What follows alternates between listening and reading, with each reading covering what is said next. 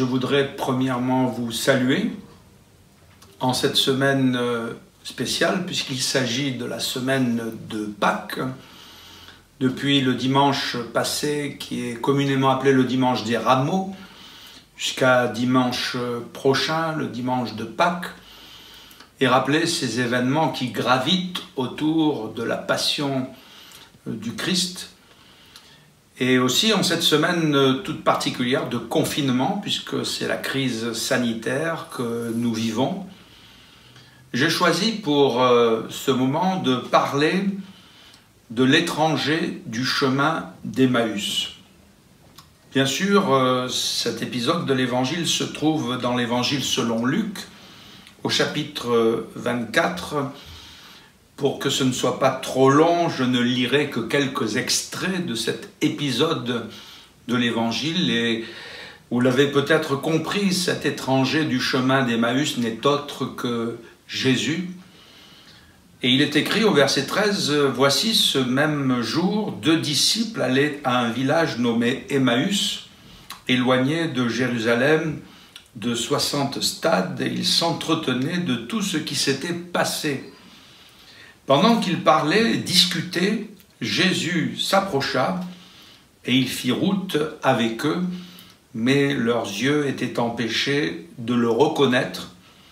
Jésus leur dit, « De quoi vous entretenez-vous en marchant ?» Et ils s'arrêtèrent, l'air attristé. Et puis aussi, cet autre extrait du chapitre 24 de l'Évangile selon Luc, où il nous est dit qu'ils pressèrent Jésus en lui disant « Reste avec nous, car le soir approche, le jour est sur son déclin. » Et Jésus entra pour rester avec eux. Pendant qu'il était à table avec eux, il prit le pain et après avoir rendu grâce, il le rompit et le leur donna. Alors leurs yeux s'ouvrirent et ils le reconnurent. Il s'agit donc de Jésus. Pour ces 2 disciples, on peut l'appeler l'étranger du chemin d'Emmaüs parce que, quoique le connaissant fort bien pour avoir vécu plusieurs mois avec Jésus, là, leurs yeux sont empêchés de le reconnaître parce qu'ils sont profondément bouleversés par tout ce qu'ils ont vécu ce week-end passé. C'était le week-end associé à la mort de Jésus, à sa crucifixion. Ils avaient été extrêmement choqués. Cependant, entre-temps, Jésus est ressuscité.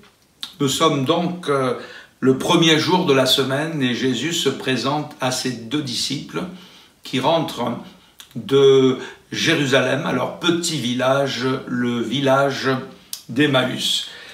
Et cet étranger du chemin d'Emmaüs, donc Jésus, va avoir une attitude toute particulière avec ces 2 hommes que je voudrais souligner dans le cadre de ce simple message. D'abord, Jésus s'approche pour faire route avec eux.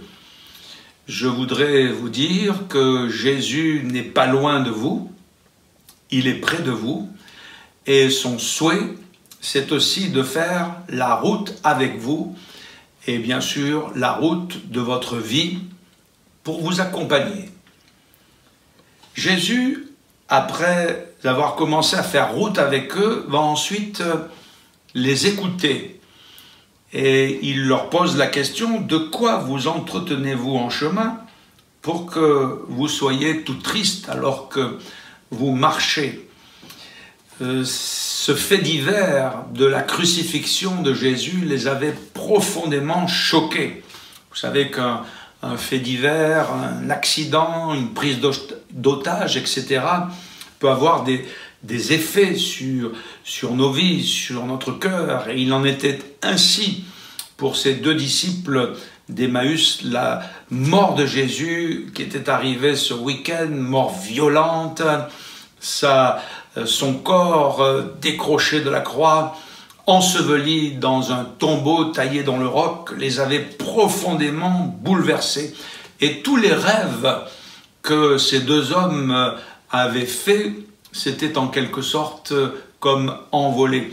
Ils pensaient que ce serait Jésus qui rétablirait les choses, qui les délivrerait du gouvernement des Romains, qui rétablirait le royaume d'Israël, mais tous ces rêves étaient comme anéantis, leur espérance s'en était allée. Et la première chose que Jésus va faire vis-à-vis de ces deux disciples qui sont tristes, qui lambinent sur cette route, le chemin d'Emmaüs, Jésus va les écouter. Je voudrais vous dire que Jésus est celui qui écoute et il veut particulièrement vous écouter, tout spécialement si vous avez de la peine. Vous pouvez lui raconter votre peine. Vous pouvez dire à Jésus ce qui fait l'objet de toutes vos détresses. Vous pouvez lui parler de vos épreuves. Vous pouvez lui parler de votre état d'âme. Vous pouvez lui parler des tempêtes que vous traversez. La Bible montre que Jésus écoute même la voix des larmes. Et vous pouvez vous approcher de Jésus. Là, sur la route de votre vie, il est celui qui vous écoute, il a compassion de vous et il prête une oreille attentive à votre voix. Puis, après les avoir écoutés, Jésus va bien sûr leur parler et le texte de l'épisode qui retient notre attention aujourd'hui nous montre que Jésus va leur expliquer les Écritures. Il va leur expliquer dans les Écritures ce qui le concerne. Les Écritures sont résumées au moins en 3 points. Il y a la loi de Moïse, communément appelée la Torah. Il y a aussi les psaumes. Les plus connus sont les psaumes de David. Et puis il y a aussi tous les prophètes. Eh bien, toutes les Écritures, dans leur ensemble, elles parlent de Jésus. Et Jésus va leur expliquer au travers des Écritures ce qui le concerne. Je voudrais dire que Jésus est la clé de compréhension des Écritures. Lorsque on enlève le Christ des Écritures, tout s'obscurcit. Mais dès l'instant où vous le mettez à sa place, alors les Écritures prennent leur sens et leur valeur. Et Jésus leur montre qu'il fallait que le Christ souffre toutes ces choses. Ne fallait-il pas, dit-il. Il le fallait pour que nos péchés puissent être pardonnés. Il le fallait pour que, si nous le voulions, alors que nous en sommes incapables, nous puissions naître de nouveau et que notre vie soit transformée. Il a fallu que Jésus offre sa vie. Il a fallu que Jésus verse son sang pour chacun d'entre nous, pour que nos péchés soient pardonnés et qu'une possibilité de changement de vie, de transformation, que l'Évangile appelle la nouvelle naissance, puisse nous être proposée et que nous puissions, vous et moi, la vivre. Ne fallait-il pas, dit Jésus, qu'il souffre toutes ces choses et ensuite qu'il entre dans sa gloire? C'est vrai que les souffrances indescriptibles de Jésus, en particulier sur la croix, où il a été blessé, comme le rappelle le prophète Ésaïe dans son chapitre 53, blessé pour nos péchés, brisé pour nos infirmités, et le châtiment qui nous donne la paix, c'est celui qui est tombé sur lui. Eh bien, ces souffrances ont été suivies d'une gloire extraordinaire. Ne fallait-il pas, dit Jésus, qu'il souffre toutes ces choses et qu'il entre dans sa gloire? Mais de quelle gloire s'agit-il? Il s'agit premièrement de la gloire de la résurrection, car Jésus n'est pas resté dans le tombeau. Et là, il se présente à ses 2 disciples dont les yeux sont voilés, obscurcis. Ils ne l'ont pas reconnu. C'est pour cela que j'ai dit que c'est l'étranger du chemin d'Emmaüs qui vient les rejoindre. Mais en fin de compte, c'est Jésus. Et non seulement les souffrances de Jésus ont été suivies de la gloire de la résurrection, car Jésus est ressuscité pour ne jamais plus mourir, mais le jour de l'ascension, donc quelques jours ensuite, il va monter au ciel pour s'asseoir à la droite de Dieu, où il a reçu le nom qui est au-dessus de tout nom. Oui, cher ami, Jésus est vivant, et la gloire de sa résurrection fait que nous vous invitons à vous approcher de lui, nous vous invitons à lui parler, mais parce qu'il est vivant, lui aussi vient vers vous, il s'approche de vous, il vous parle, parce qu'il est vivant, il vous veut du bien et il vous aime.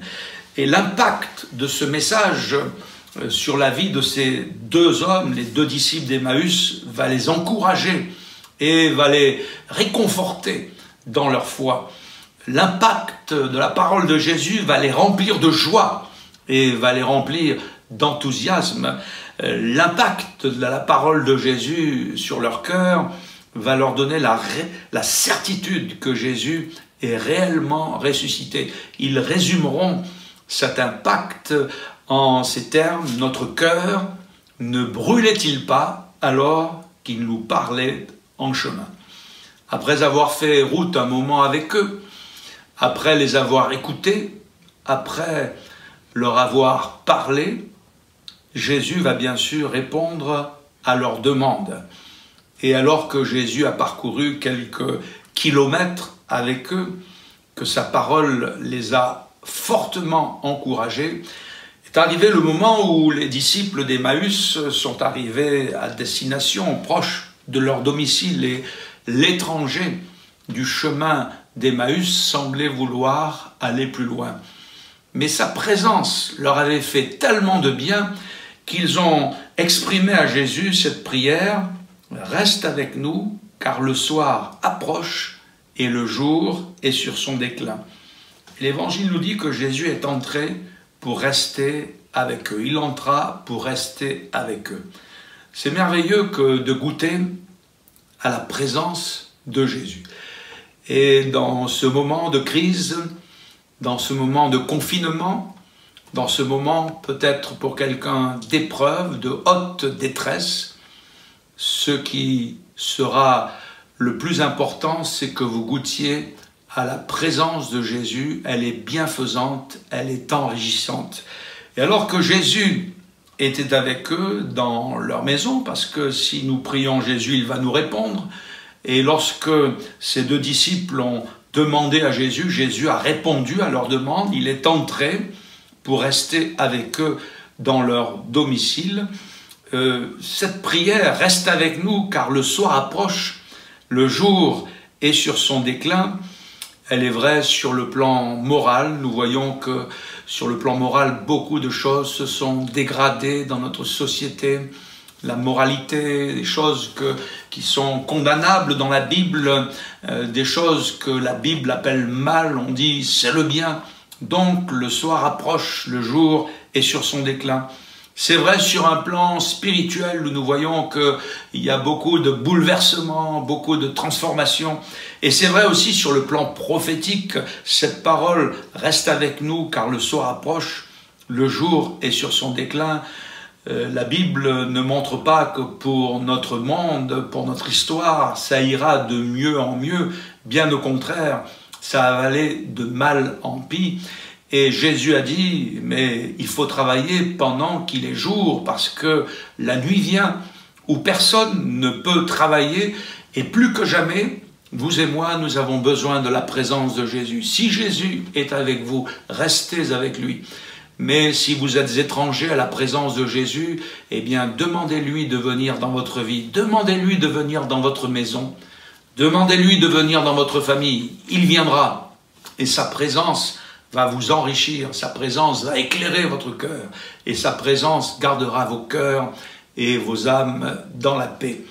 Et c'est pendant que Jésus était dans leur maison, cette humble chaumière du petit village d'Emmaüs, qu'à table, Jésus a pris le pain, il a rendu grâce, il l'a rompu et il leur a donné à manger. Et c'est en ce moment précis que tout à coup, les yeux de ces deux disciples se sont ouverts et ils ont compris que cet étranger du chemin d'Emmaüs qui avait fait ce parcours avec eux, ces quelques kilomètres avec eux, qui leur avait fait tant de bien, n'était autre que Jésus, le Fils de Dieu, vivant, ressuscité. Ils l'ont reconnu. Voyez-vous, ce geste de Jésus de prendre le pain, de rendre grâce, de le donner, est assez coutumier dans l'Évangile. Il est aussi très significatif. Je pense à ce moment où il y avait une foule de milliers de personnes devant Jésus. et où Jésus a pris le pain aussi, et il a rendu grâce, et il a distribué le pain, et tous furent rassasiés. Jésus, quelques heures après, a fait ce petit reproche à tous ces gens qui avaient mangé, dont le ventre, entre guillemets, était plein, puisqu'ils étaient rassasiés. Et il leur a dit, mais vous me cherchez. Ce n'est pas parce que vous avez compris le sens de ce signe miraculeux que j'ai fait, mais vous me cherchez parce que vous avez mangé du pain et que maintenant, après avoir mangé, vous l'avez digéré et que votre ventre est vide. Mais cherchez-moi pour la nourriture qui ne périt point, a dit Jésus, et que le Père vous donnera au temps convenable. Donc, de prendre le pain, de rendre grâce, de le rompre et de le donner est un geste coutumier dans la vie de Jésus. Nous le voyons aussi prendre le pain dans le dernier repas qu'il a pris avec ses disciples. C'était pratiquement la veille de sa mort. Ce moment où Jésus a partagé ce souper, c'était le dernier souper terrestre que Jésus a pris avec ses disciples. Et là aussi, dans cette nuit, dans la nuit où Jésus fut livré, il a pris le pain, il a rendu grâce et il leur a donné à manger après avoir rompu ce pain. Et Jésus a dit, ce pain, c'est l'image de mon corps qui est donné pour vous. Et mangez-en tous. Et puis il a pris la coupe aussi, dans laquelle il y avait le fruit de la vigne.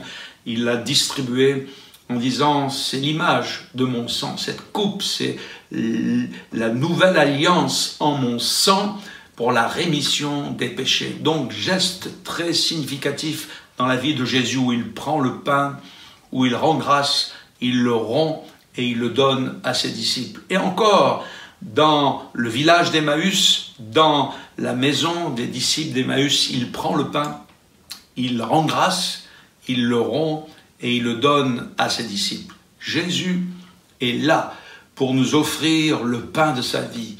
Jésus est là pour vous offrir le pain de sa présence. Jésus est là pour vous offrir le pain de sa parole. Et voyez-vous, si alors que l'étranger de la route d'Emmaüs, alors qu'il a rejoint ses deux disciples qui ne l'avaient pas encore reconnu, si ces deux-là étaient remplis de tristesse, et au point que Jésus leur dit, mais de quoi vous entretenez-vous en chemin pour que vous soyez tout tristes?